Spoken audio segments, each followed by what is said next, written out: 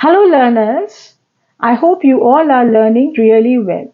Today's topic is personal pronouns. Now, you must be wondering what are personal pronouns? Personal pronouns are very important in both written and spoken English. Personal pronoun ठीक उसी तरीके से होते हैं जैसे कि हिंदी में पुरुषवाचक सर्वनाम होते हैं। हिंदी में पुरुषवाचक सर्वनाम तीन प्रकार के होते हैं, प्रथम, द्वितीय और तृतीय।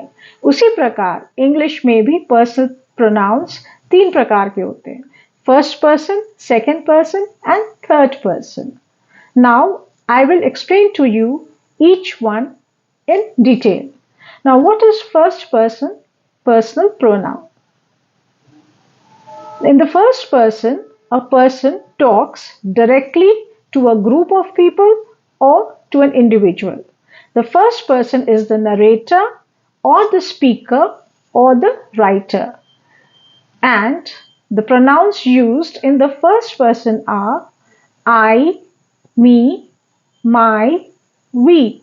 For example, I am teaching you. We are studying English. This is my class. Please give that book to me. So, here we have used first person personal pronoun. Hindi में जैसे कि प्रथम पुरुषवाचक सर्वनाम क्या होता है? मैं, मेरा, हमारा। इंग्लिश में क्या हो गया? I, me, my, we. Clear? Now, second person personal pronoun. Here, the speaker, the narrator, or the writer directly interacts, narrates, or speaks or writes to the audience or to the listener. Now, this listener may be one person, two person, or a group of people. And the personal pronoun used here is you. For example, you are my student. ये एक व्यक्ति विशेष के लिए use हुआ। You, आप क्या हो? आप श्रोता हो, आप सुन रहे हो। मैं क्या हूं? वक्ता हूं, नरेटर हूं। तो in second person personal pronoun जो वक्ता होता है, जो स्पीकर होता है, जो नरेटर होता है, वो डायरेक्टली लिसनर या श्रोता से इंटरैक्ट कर रहा होता है, जिसको कि हिंदी में हम तुम, तुम्हें, तुम्हारा बोलते हैं।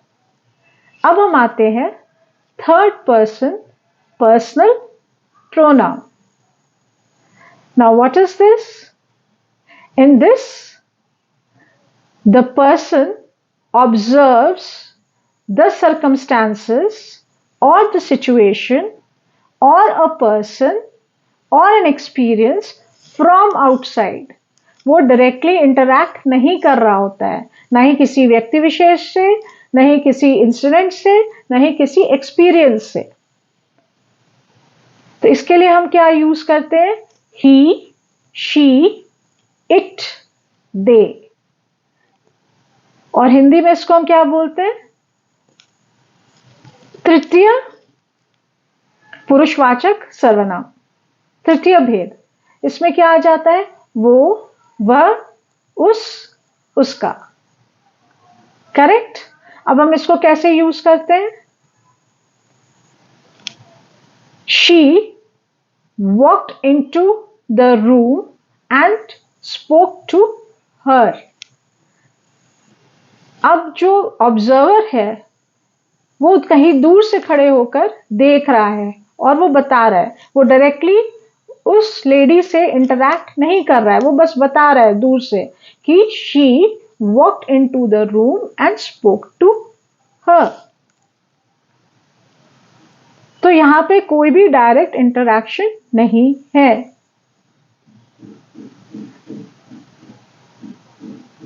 अब हिंदी में हम इसे कैसे बोलेंगे? उसे कल स्कूल नहीं जाना है, तो यहाँ क्या डायरेक्ट बातचीत हो रही है उसके साथ? नहीं हो रही है। बस हम एक सिचुएशन को किसी के बारे में हम बता रहे हैं, या तो सुनकर या देखकर या ऑब्जर्व कर कर। Correct? So this is the third person personal pronoun. Now, why we need to know or need to learn about the personal pronouns? ये ना एक तरीके का बिल्डिंग ब्लॉक है. इससे आगे जाकर हम इंग्लिश में सेंटेंसेस बनाते हैं. पर्सनल प्रोनाउन जो होते हैं यूजुअली सब्जेक्ट हम उन्हें सब्जेक्ट कहते हैं. करेक्ट? अब सब्जेक्ट के साथ सेंटेंस बनाने के लिए हमें एक वर्ब की जरूरत होती है, जिसको कि हम हिंदी में क्रिया कहते हैं.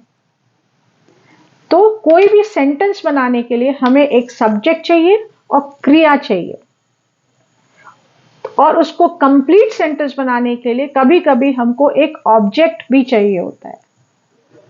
Example, the boy plays with the ball. तो बॉय क्या हो गया? सब्जेक्ट हो गया. प्लेज क्या हो गया? वर्ब हो गया. बॉल क्या हो गया? ऑब्जेक्ट हो गया. She sings a song. She क्या हो गया? पर्सनल प्रोनाउन हो गया. Third person personal pronoun. Sings क्या हो गया? वर्ब हो गया. सॉन्ग क्या हो गया? ऑब्जेक्ट हो गया. तो पर्सनल प्रोनाउन हमें इसलिए जानना जरूरी है कि तब हमें समझ में आएगा कि उसके साथ हम किस प्रकार का क्रिया यूज करेंगे.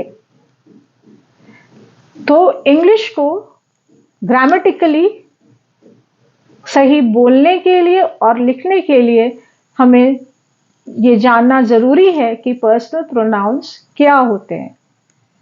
ठीक है? So this is it for today. I hope you have understood.